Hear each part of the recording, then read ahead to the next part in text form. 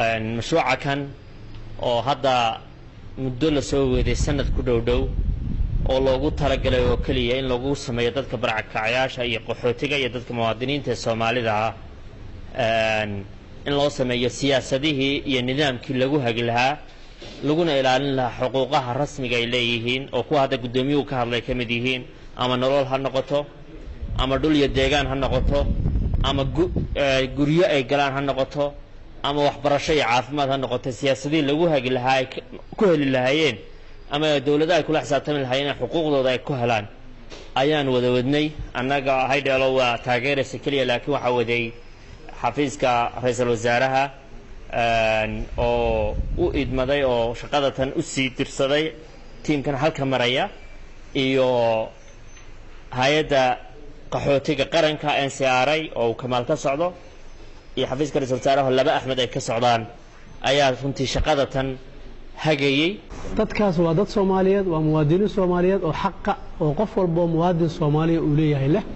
dhibaatadu waxay tahay barakaca macna xaaladda barakaca ayaa dhibaatada ah oo in la xaliyo la rabaa laakiin marna dadka barakacayaasha ah ma ahan dhibaato macna waa muwaadiniin Soomaaliyeed oo xuquuq leh ana qofka xaaladay ku jiraan xaaladan in laga bixiyo la rabaa oo waqtigaas ay ku jiraan maadaama xaqi ay lahaayeen ayna soo dhacsan karin ama wax sameyn karin lagu sameeyo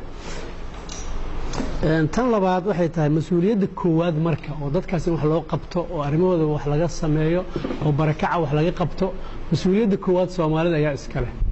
mas'uuliyadda koowaad waxa iska leh dawladda Soomaaliyeed oo heerarkeeda kala duwan dawladda federaalka iyo maamul goboleedyada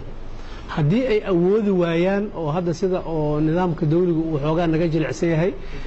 caawimaad waan weydiisan karnaa oo caalamka iyo wadamada kale laakiinse mas'uuliyadda dadka Soomaaliyeed iska leh marka waxaan niri dadkan waa dad Soomaaliyeed oo muwaadiniin oo xaqi oo sharciga dalku siiyay leh mas'uuliyadda koowaadna annaga iska leh Soomaalida iska leh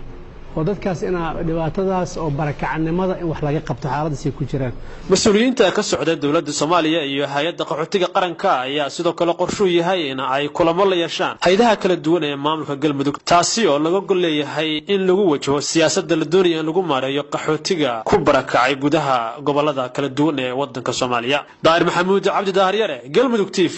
Dhuusamareb